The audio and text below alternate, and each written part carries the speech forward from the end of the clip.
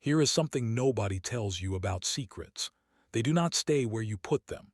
You can lock them in a box, hide the box behind a panel, hide the panel inside a piece of furniture that has sat in the same corner of the same private office for 11 years, and it will not matter. Because a secret is not an object. It is a pressure. And pressure, given enough time and enough weight, always finds the crack it needs. Richard Harmon had spent 7 years believing his secret was buried so deep and so carefully that no living person would ever reach it. He was wrong by exactly one unlocked door, one loose panel, and one man in gray coveralls pushing a cart down a hallway at 2 in the morning. A man whose name Richard Harmon did not know, whose face he had never registered, and whose attention he had never once considered worth managing. That was the mistake, not the fraud, not the cover-up. Not the $40 million or the shell accounts or the phone call that lasted 16 words and ended a man's life. The mistake was deciding that the janitor did not matter. That mistake cost Richard Harmon everything he had spent 63 years building. What Marcus Cole found in that office on the night of March 14th was not just a document. It was the answer to a question that a widow named Linda Reeves had been asking for 7 years. A question dismissed by police, ignored by institutions, and worn down by a grief so prolonged that the people who loved her had begun to quietly worry it would consume her entirely. What Marcus found explained why a 31-year-old man named Tommy Reeves, a father, a baseball coach, an analyst who had done the most honest thing a person can do inside a corrupt institution, had ended up at the bottom of a parking garage stairwell one February morning, while the official record said he had chosen to be there.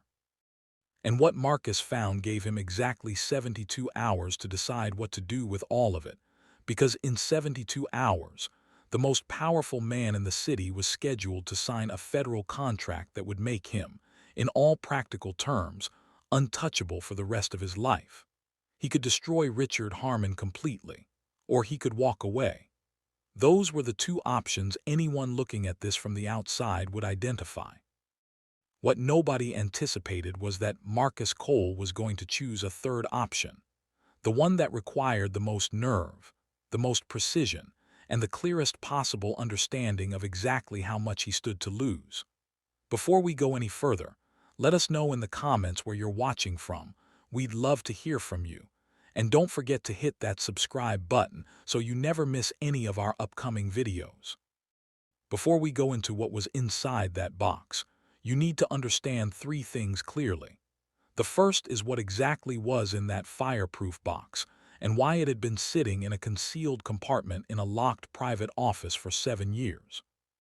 The second is why a man as meticulous and controlled as Richard Harmon, a man who had kept an extraordinarily damaging secret for nearly a decade, left the one piece of physical evidence that could undo him in a position where a janitor could walk in and find it in under 4 minutes.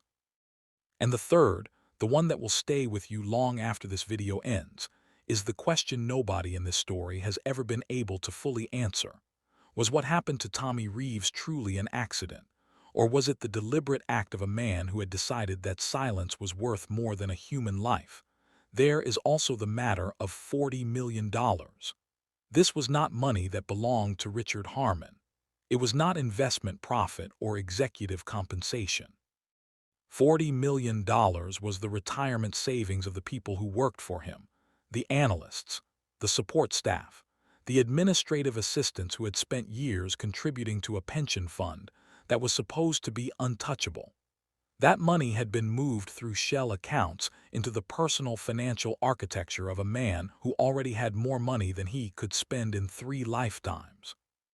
And the one person who caught it, the one person who followed the numbers far enough to understand what he was looking at, had ended up dead.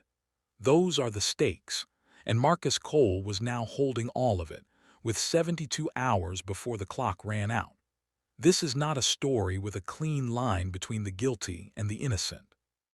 It is a story about what it costs an ordinary working man, with no badge, no attorney, no institutional protection, to pick up the truth when he finds it and carry it to the place where it can do what truth is supposed to do.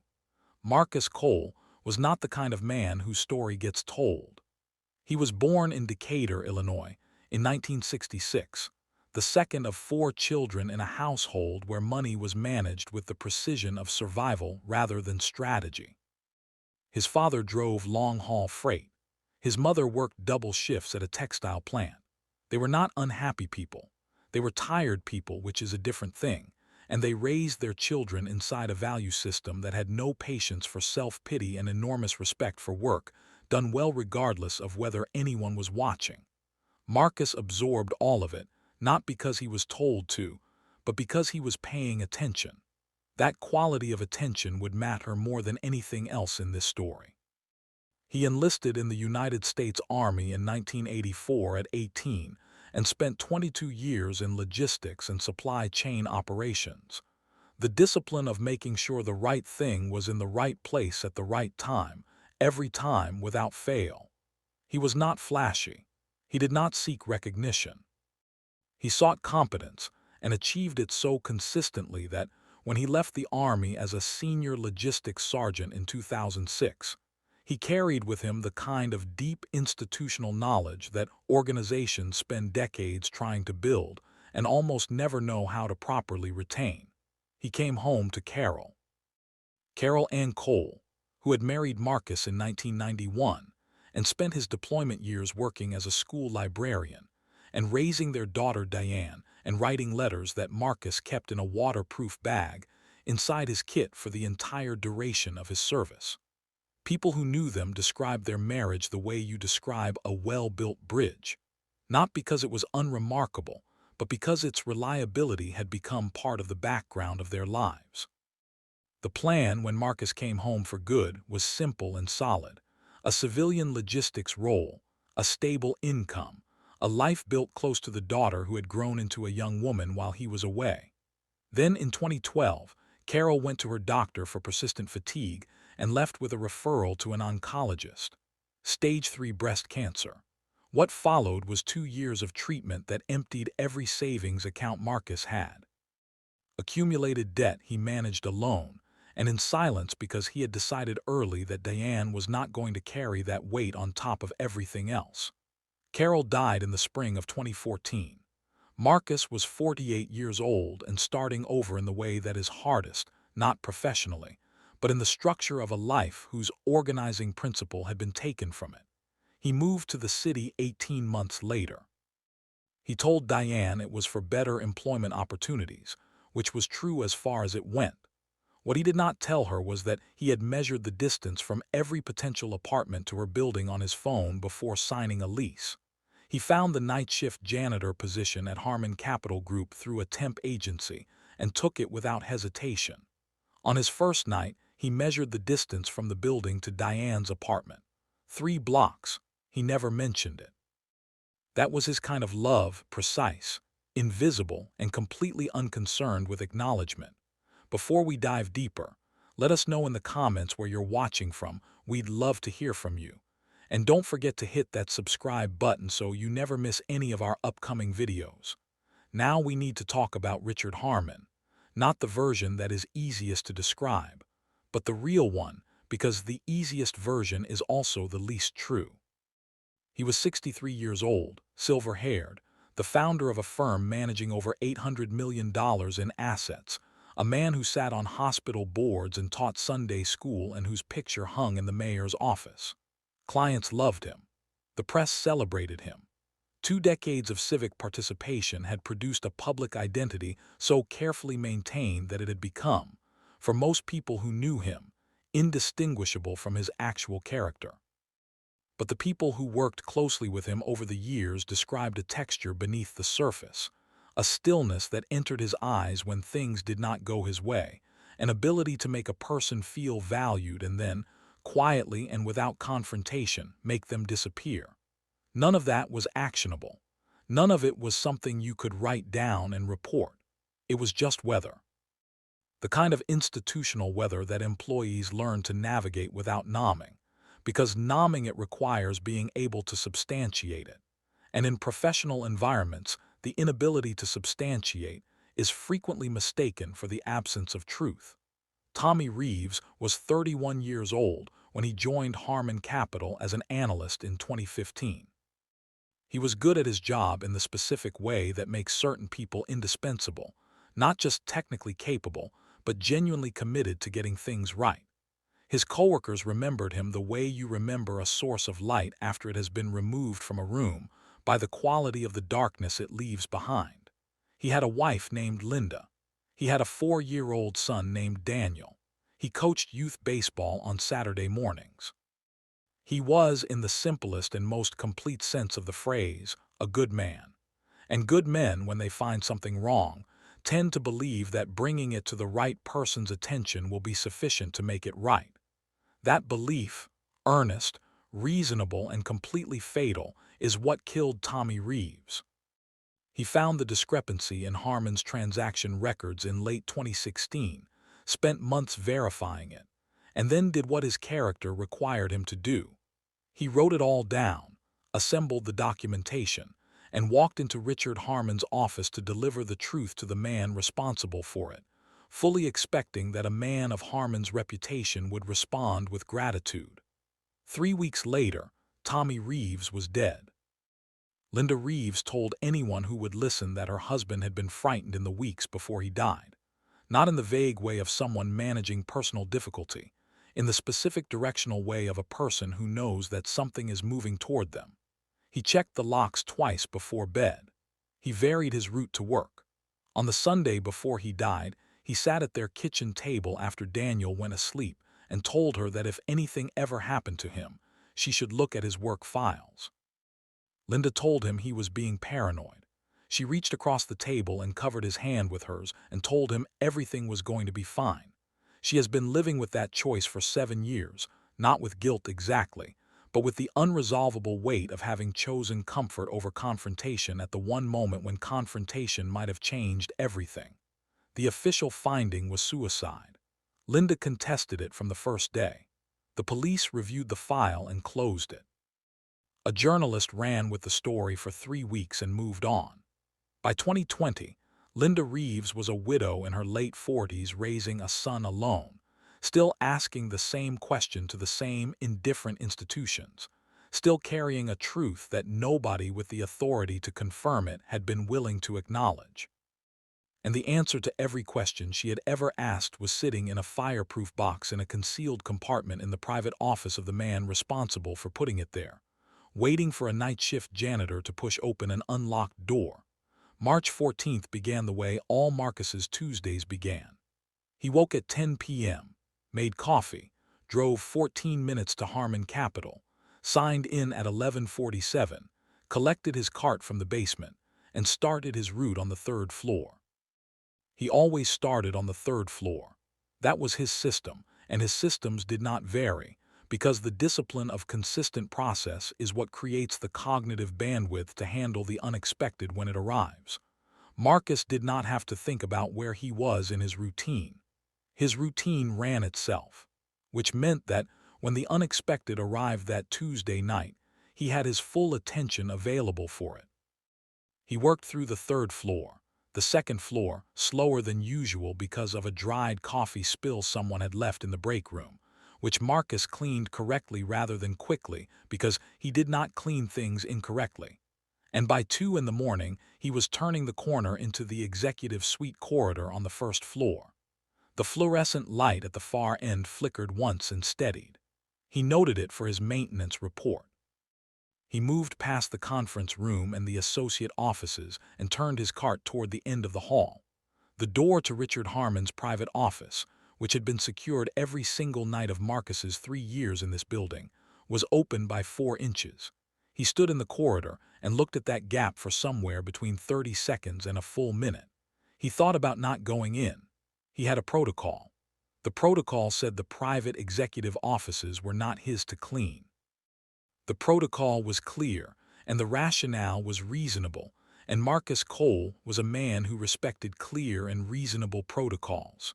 He stood there and thought about all of that.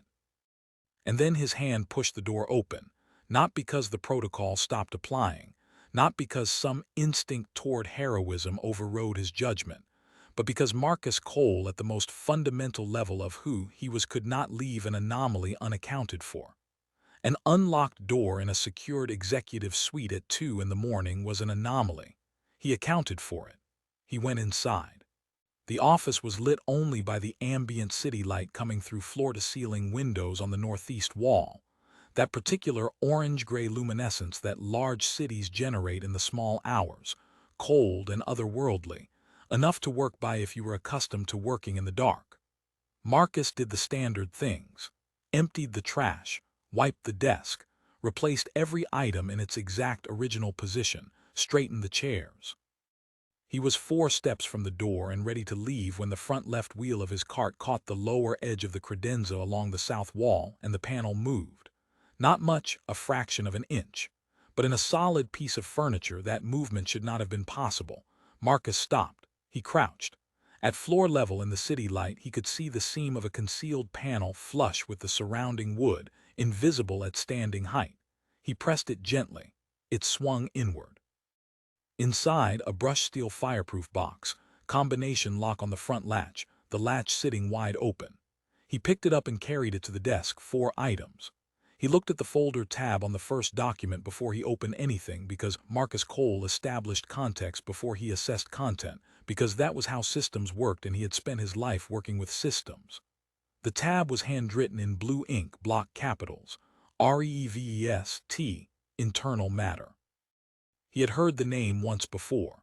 From Diane, 8 months ago, a passing comment about a colleague who had died under circumstances that some people inside the firm had always found not quite resolved. He had filed the name in the part of his memory reserved for unfinished sentences, and now it was in front of him, in a concealed compartment, in a locked office, at 2 in the morning. He opened the folder. Tommy Reeves had written the memo on 2 sheets of plain white paper, in the hand of a person writing quickly with great emotional investment in clarity. It was precise. It was calm. It described what he had found in the transaction records, how he had verified it, and what he had done with it. It described the conversation with Richard Harmon on February 16, 2017. And its final paragraph, in language whose measured restraint made it considerably more frightening than any amount of explicit alarm, described why Tommy Reeves believed that conversation had placed him in personal danger. The last line read, "I am documenting this because I believe there should be a record that this information existed, that I found it, and that I brought it forward." Signed, Tommy. Just the first name. As if last names belonged to the world of official records, and what was happening here had moved beyond that into something more personal and more irreversible than official records were designed to contain. Marcus set the memo down. He picked up the phone call transcript, 4 pages. The date at the top, February 19, 2017, 3 days before Tommy Reeves died. 2 parties, RH and CW. He found the relevant exchange. 16 words. RH, "This needs to go away, Craig." CW, "I understand." "How clean?" RH, "Completely." Marcus had spent 22 years in an institution where the most dangerous orders were given in the language of reasonable professional discussion, because that language provides the person giving the order with the permanent defense of plausible interpretation, while leaving the person receiving it with no uncertainty about what is being asked. Those 16 words were not ambiguous to him in any way. He set the transcript down. He picked up his phone. He photographed every page of every document in that box: the transaction records, the memo, the transcript, the unlabeled USB drive, the box itself. He replaced everything exactly as he had found it. He wiped the desk, replaced Harmon's items in their exact positions, pulled the office door back to its 4-inch gap, and finished his shift. He cleaned the lobby. He clocked out at 6:12 a.m. He walked to his car and sat without moving for 23 minutes. Through the parking garage exit ramp, a banner was visible: HARMON Capital Group WLCOMES Senator Roy Easton Federal Partnership Signing Ceremony Friday, 12:00 p.m. It was Tuesday morning, 6:18 a.m. Marcus did the arithmetic the banner required. 72 hours. Less, actually. Less than 72 hours before Richard Harmon signed a federal contract that would give him the kind of political and legal insulation that makes certain men untouchable for the rest of their careers. Marcus started the car, drove home, made coffee, sat at his kitchen table and began to think. The first thing Marcus did was sleep. 4 hours, deliberate, because the decisions in front of him were too important to make from exhaustion. He woke at 11 a.m., drove to the public library, and spent 90 minutes on a terminal in the corner working through everything publicly available on Tommy Reeves' death. He found Sandra Parks' investigative piece from 2018. Thorough, careful, the work of a journalist who had taken Linda seriously and documented the specific quality of the institutional non-responses she received. He read Linda's 2019 letter to the editor, 43 views, 0 institutional response, and recognized in its restrained language the precision of a woman who had learned that emotional appeal was routinely used against credibility and had stripped it from her account accordingly. He cross-referenced the account numbers from the transaction records against state business registry filings, found 3 shell entities confirmed as active Delaware LLCs with dates matching the spreadsheet, and found 2 others with a dissolved registration anomaly, their filings canceled before certain transaction dates on the spreadsheet. He noted the discrepancy. He could not yet explain it. He moved on. He had enough to know what he was holding was real. He drove home and filled 4 pages of a legal pad with everything he knew, everything he could verify, and every available course of action with its associated consequences. Then he turned to the question he had been deferring. He needed to contact Linda Reeves. Before we dive deeper, let us know in the comments where you're watching from. We'd love to hear from you. And don't forget to hit that subscribe button so you never miss any of our upcoming videos. He created a new email account at a different library branch Wednesday morning and found Linda's Facebook memorial page still active, still updated every year on Tommy's birthday and the anniversary of his death, the most recent post ending with, "Still here, still asking, still waiting for someone to answer." He sent 3 words, "I found something." She messaged back within 2 hours. They confirmed a diner at noon Wednesday. He arrived 12 minutes early and took the corner booth with a clear line of sight to the entrance. When Linda came through the door and scanned the room, Marcus recognized in the quality of that scan the alertness of someone who had been disappointed before and had learned to protect themselves against the specific damage of hope raised and withdrawn. She found him. She sat down. She said, "You're not a journalist." It was not a question, he said. "I'm a janitor. I clean the offices at Harmon Capital." Something shifted in her expression, the expression of a person confronting a truth that does not arrive in any form they had imagined. She said, "In 3 years nobody else found anything," he said. "The door was always locked. It wasn't locked Tuesday night." He placed 3 photographs on the table. She read. When she reached Tommy's memo, his handwriting, his voice, her hands, which had been completely still, began to tremble with the fine, involuntary tremor of a body receiving information it has been waiting 7 years to receive. She read it twice. She pressed both palms flat against the table. She looked up at Marcus and said, "He told me he was scared. I told him he was being paranoid." She stopped. The diner moved around them in its ordinary Tuesday noise. Marcus did not fill the silence. He let her find her way through it. After a long moment she straightened in her seat and looked at him with the steadiness of a woman who had spent 7 years building the internal resources for exactly this moment. She said, "What do you need from me?" She had a file. 7 years of documentation in a cabinet in her living room.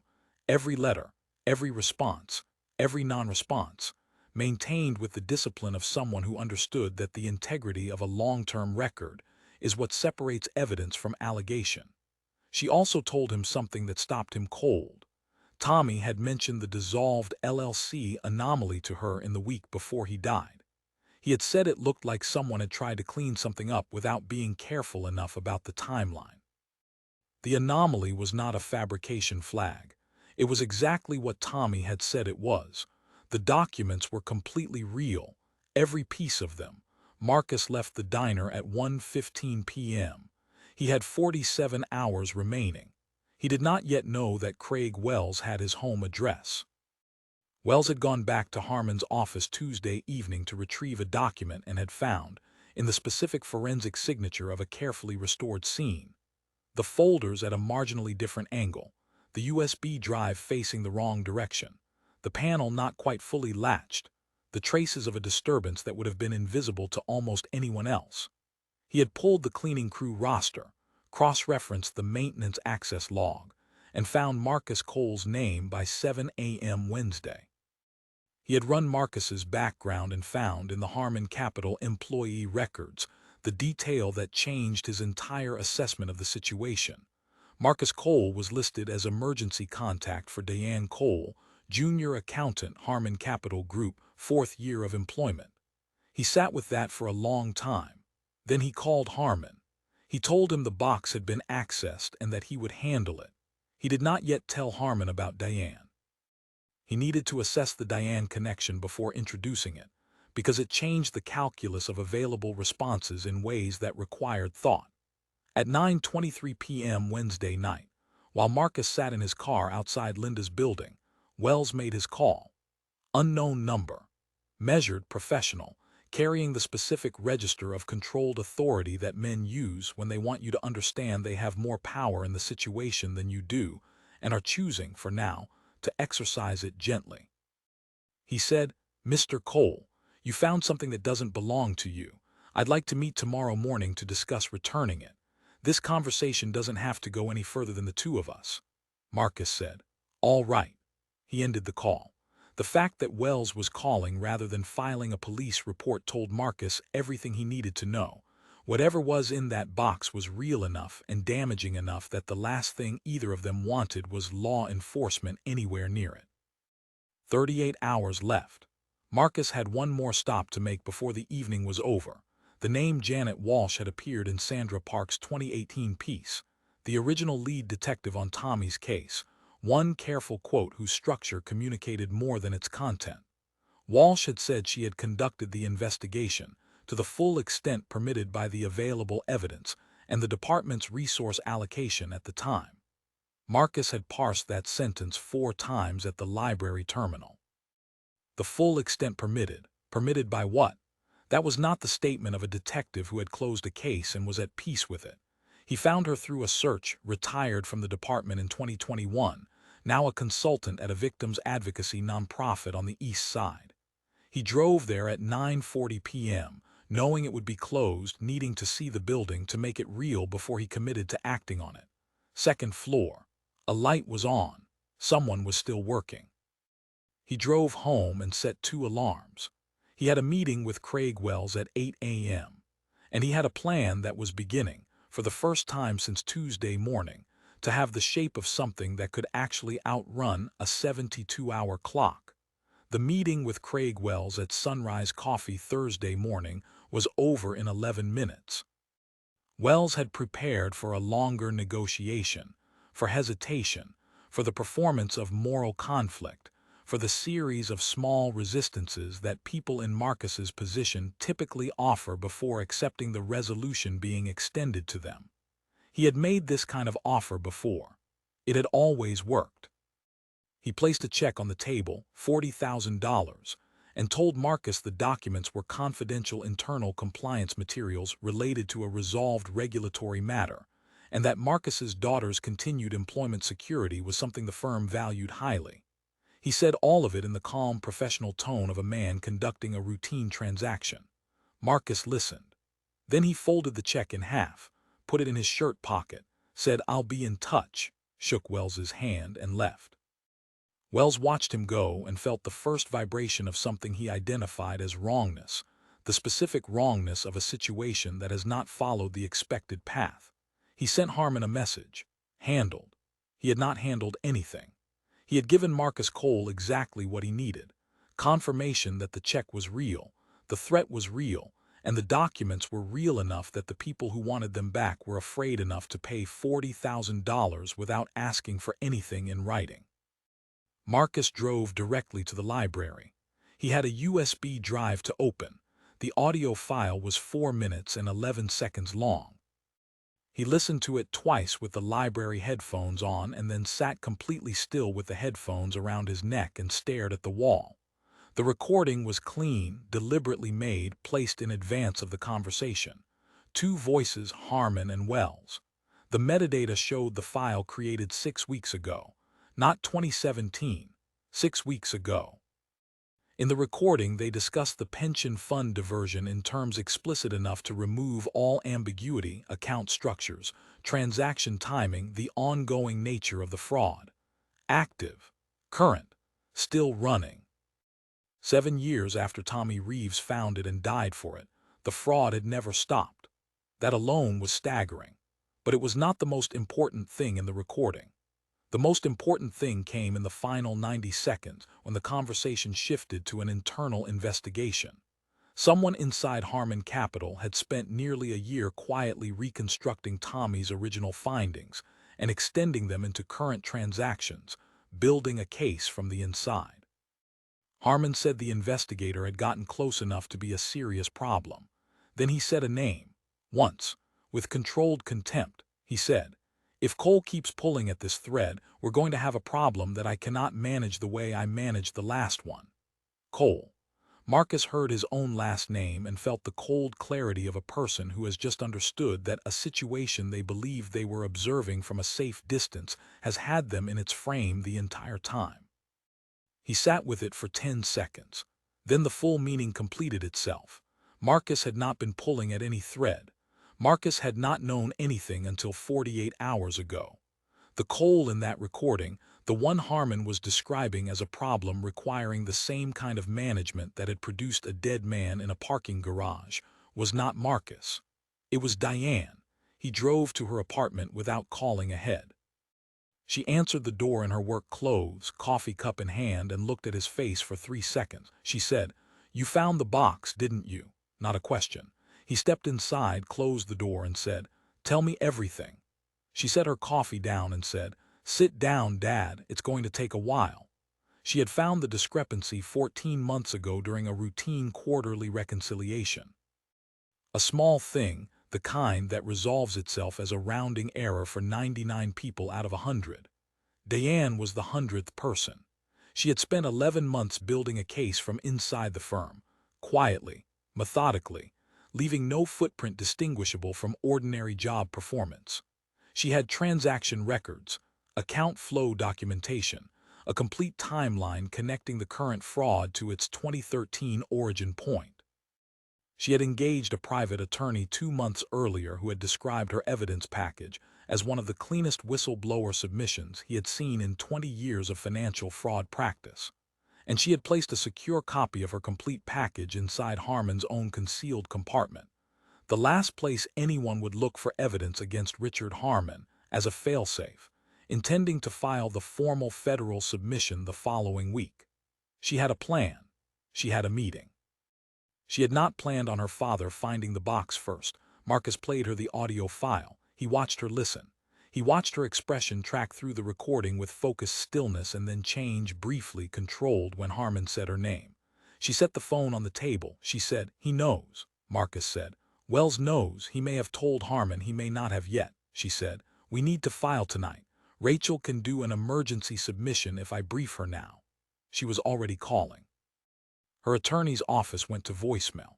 His mobile rang 8 times and went to voicemail. She texted. She waited and tried both again.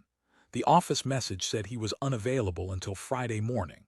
She set her phone on the table and looked at Marcus, and the silence that followed was the silence of two people who have simultaneously understood that the one element of their plan they assumed was stable has just become unavailable at the moment of maximum need. Marcus said, "We need another option." He told her about Linda Reeves. He told her about Janet Walsh. He told her he was going to Linda's apartment tonight and then making one more call. Diane listened to all of it. Then she said quietly, "Tommy Reeves, I read about the case when I started here. I never knew until I got into the records that what he found was the same thing I was finding." She paused. "Does his wife know the fraud never stopped?" Marcus said. "Not yet," Diane said. "She needs to know tonight." Marcus stood. She walked him to the door. He heard the deadbolt engage and then the chain. That sound, his daughter alone with every lock turned, lived in his chest for the rest of the night. At 9:23 p.m. his phone rang as he sat in his car outside Linda's building. Unknown number. Marcus answered. Wells said, "Mr. Cole, you found something that doesn't belong to you." And in the background, barely audible beneath Wells's measured voice, Marcus heard it. The acoustic signature of an enclosed structure with high ceilings and hard surfaces, tires on concrete, an engine idling, a parking garage. Wells was already at Diane's building. Marcus ended the call. He told Linda everything about Diane, the audio file, the fraud that had never stopped across all 7 years of her campaign for justice. He watched her receive information that was simultaneously the answer to every question she had asked for 7 years and the confirmation that the damage was larger and longer than even she had known. She did not cry. She sat with her hands in her lap and breathed and said, "What do we do?" Marcus said. "We move tonight." He called Diane from the car. She answered on the first ring. He told her about the parking garage sound. He told her not to go to her car, to stay away from the windows facing the garage, to lock everything. He told her he was handling it. She said, "I know you are." She said it with a steadiness that cost her something, and Marcus received that cost and carried it with everything else he was already carrying as he drove to Janet Walsh's office. The light was still on in the second-floor window. He buzzed the intercom at 10:15 p.m. and said, "My name is Marcus Cole. I need to speak with Janet Walsh about the Tommy Reeves case. I have evidence. I need her to hear it tonight." 15 seconds of silence. Then the door buzzed open. Walsh was at the top of the stairs looking down at him with the expression of a person assessing whether what has just arrived is the thing they have been waiting for. She said, "Come in." He came in. She said, "Sit down and tell me everything." He told her everything. She listened without interrupting, not passive listening, but the active, directed listening of an investigator building a structure from new information in real time. When he finished, she was quiet for a moment. Then she said, "The audio file." He put the prepaid phone on her desk. She said, "Has D. Monroe heard this?" Marcus said no. She said, "He needs to hear it tonight." She picked up her phone, 3 calls. The first to D. Monroe, a federal fraud investigator Walsh had been cultivating as a contact for 2 years, who answered at 10:30 p.m., listened to 4 minutes and said, "Send me what you have.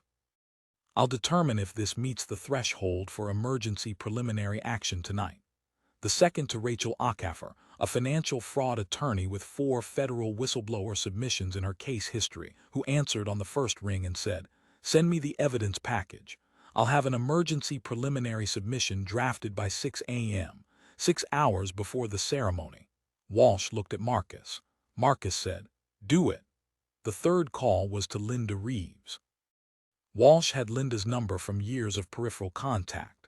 The letters, the case review requests, one phone call in 2019 that Walsh described simply as the hardest call she had ever made, because it required telling a grieving widow in institutional protocol language that she could not discuss a closed case while communicating between every line that she was sorry and that she believed her.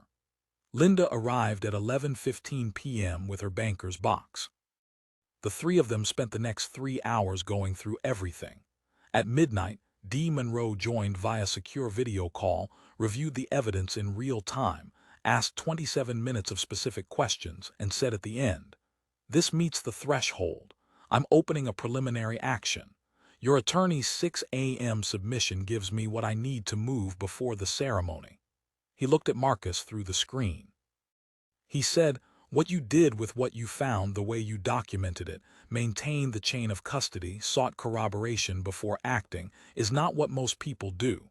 Marcus said, "I had a lot to lose." Monroe said, "That's usually why people get it wrong." The screen went dark. Rachel Acaffer's emergency submission was filed at 5:57 a.m. Friday with the complete evidence package, Marcus's photographs, Diane's 11 months of internal documentation, Linda's 7-year file, Walsh's formal statement about the 2017 investigation and the institutional constraints that had shaped it, and the audio recording from the USB drive. D. Monroe confirmed receipt at 6:04 a.m. At 6:15, Marcus drove to Harmon Capital and parked across the street. He looked at the building, the floor-to-ceiling windows on the northeast corner of the first floor, behind which he had sat in Richard Harmon's chair and read a dead man's handwriting by city light. He called Wells's number. It rang 4 times. Marcus said, "I need a meeting with Harmon, not you, Harmon, in person, before the ceremony. Tell him I have the audio file from 6 weeks ago and that a federal investigator opened a preliminary action against Harmon Capital yesterday afternoon. He'll know what that means." A silence, the particular silence of a phone line when the person on the other end has just understood that a situation they believed they controlled has become uncontainable. Wells called back in 9 minutes. He said, 7 a.m. The lobby. Marcus arrived at 6:52. The ceremony banners were up throughout the lobby. At 7 a.m. Richard Harmon came through the internal corridor door with Craig Wells 2 steps behind him, and Marcus Cole looked at the man he had been cleaning offices for across 3 years and saw for the first time the man underneath the reputation. Not a monster, not the caricature of corporate villainy. A 63-year-old man in a good suit who was visibly, comprehensively exhausted in the specific way of someone who has been maintaining a weight for a very long time and is standing in front of the moment they knew, somewhere beneath all the careful management, was eventually going to arrive. Harmon crossed the lobby and sat down across from Marcus on a bench without being invited, which surprised Wells, who remained standing, and said, "How long have you worked here?" Marcus said, 3 years. Harmon said, "I've never noticed you." Marcus said, "I know." They sat with that. Marcus told him what had happened, the submission, the federal action, Diane's protection, Linda's file, the audio recording already in the hands of investigators. He said it in the same steady voice he used for everything that mattered, and then stopped talking and let the silence between them be what it needed to be. Harmon looked at him for a long moment. Then he said, "How long has your daughter been building that case?" Marcus said, "Long enough." Harmon said, "Good." He said it with the specific exhaustion of a man saying something he has needed to say for years and could not find the right person to say it to until this moment in this lobby, across from a man in a jacket whose floors he had never once acknowledged mopping. Wells said, "Richard." Harmon held up one hand. Wells stopped. What came next restructured the entire story. Harmon told Marcus that Craig Wells had acted alone in the parking garage in February 2017. The fraud was Harmon's, his architecture, his decision, his crime, and he did not attempt to redistribute that responsibility. But Tommy's death, Wells had handled that in the 48-hour window between the phone call and the morning Tommy was found, without Harmon's explicit instruction. Harmon had understood when he heard the news what the most likely explanation was. He had not asked.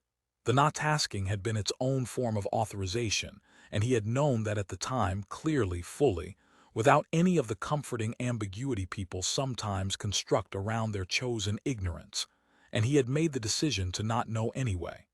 He had been living with that for 7 years. He said it was the thing that had cost him the most, not the money or the legal risk or the reputation.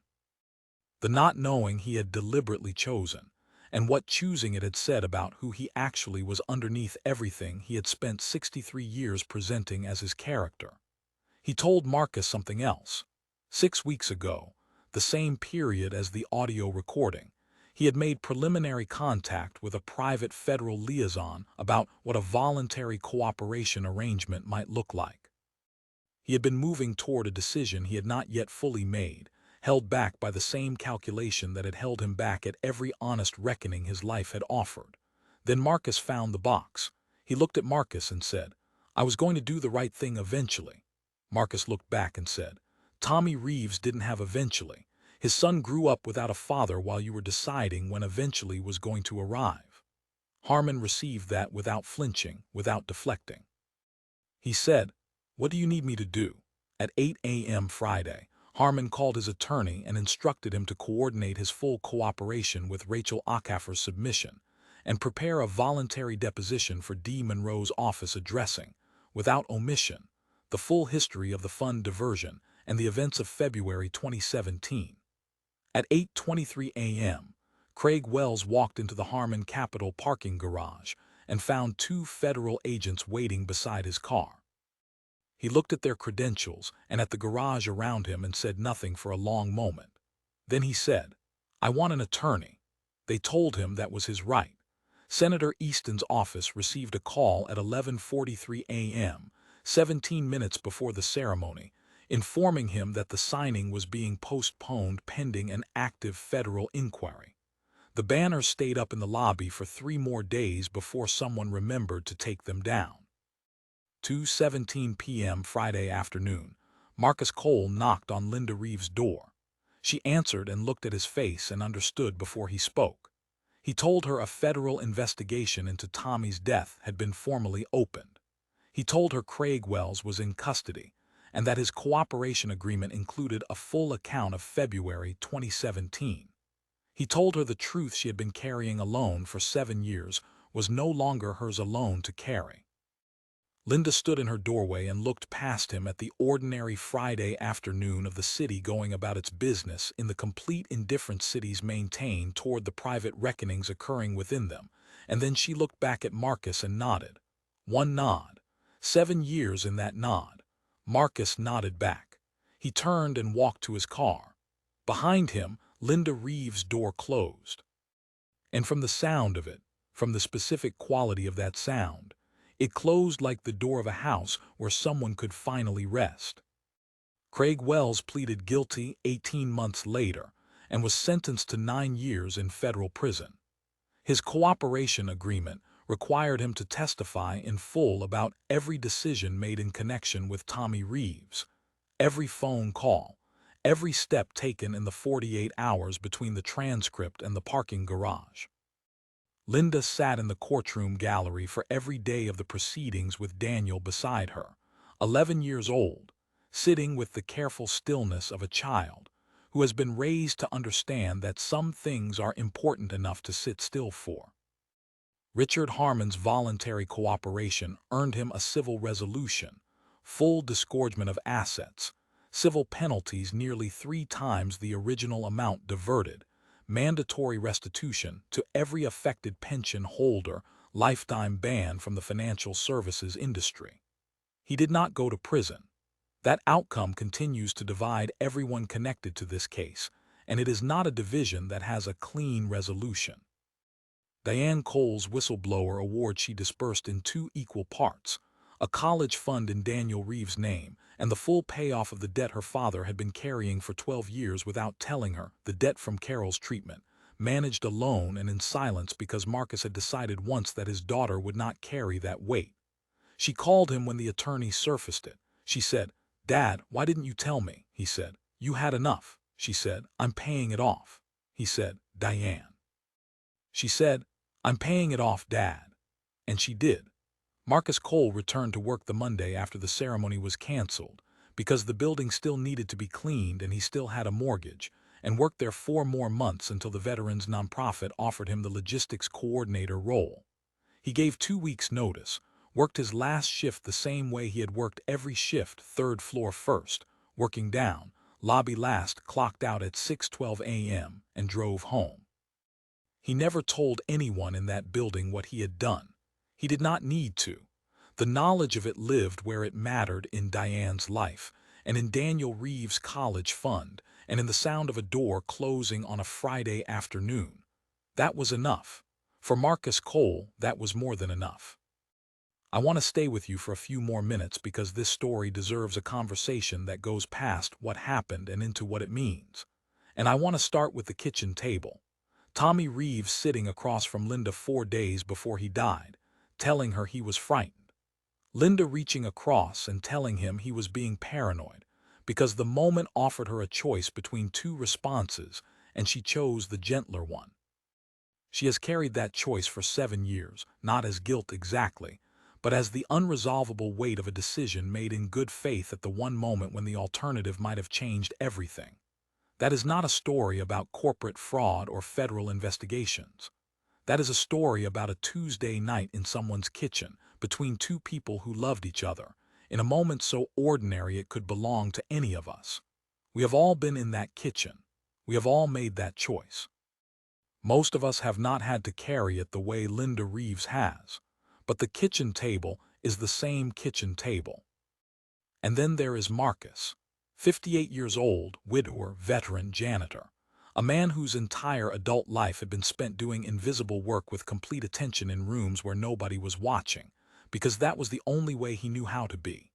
When the door was open and the box was there, and the choice was his to make alone, at 2 in the morning, with no training, no protection, and a daughter whose safety was directly on the line, he made it the way he made every choice in his life. Carefully. Completely. Without drama and without any interest in whether it was witnessed. He was not a hero in the Hollywood sense. He was a careful, attentive, quietly principled person who had been ready every night of his life and happened to walk into the one room where being ready mattered most. Here is the question I genuinely want you to answer in the comments. Not the easy version of it, the honest version. If you had been Marcus Cole, standing in that corridor looking at that 4-inch gap, with the protocol clear and the anomaly sitting right in front of you, would you have gone in? And if you had gone in and found the box and understood what acting on it would cost you and the person you love most, would you have acted? Or would you have put everything back and driven home and told yourself it was not your problem? I am not asking to judge the answer. I am asking because I think the gap between the answer you would like to give and the honest answer is exactly where the real conversation about this story lives. Tell me in the comments. Tell me where you are watching from. Tell me whether you think Richard Harmon deserved to avoid prison, or whether voluntary cooperation as a path to reduced consequences is simply another form of institutional protection for the people who least need protecting. I want to know what you think about all of it. Linda Reeves' most recent post on Tommy's memorial page ends differently than it has ended for the past 7 years. For 7 years it ended with, still here, still asking, still waiting for someone to answer. Last November it ended with 4 words. 4 words that took 7 years and 1 unlocked door and 1 man in gray coveralls pushing a cart down a hallway to make possible. They heard us. Finally. That is what a 58-year-old janitor with a legal pad, a library card, and 22 years of being invisible accomplished on a Tuesday night in March. Not a federal agent, not a journalist, not a lawyer or a politician. The man pushing the cart. The man nobody looked at twice. He found the door that was open. He went through it.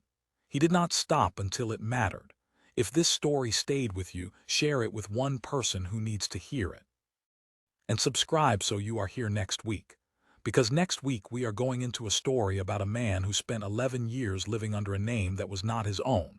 Not for money, not to escape anything, but for a reason so specific and so human that when you hear it you will understand completely why he did it and still not be able to decide whether it was right or wrong. Be here for it. Take care of yourselves. I will see you then.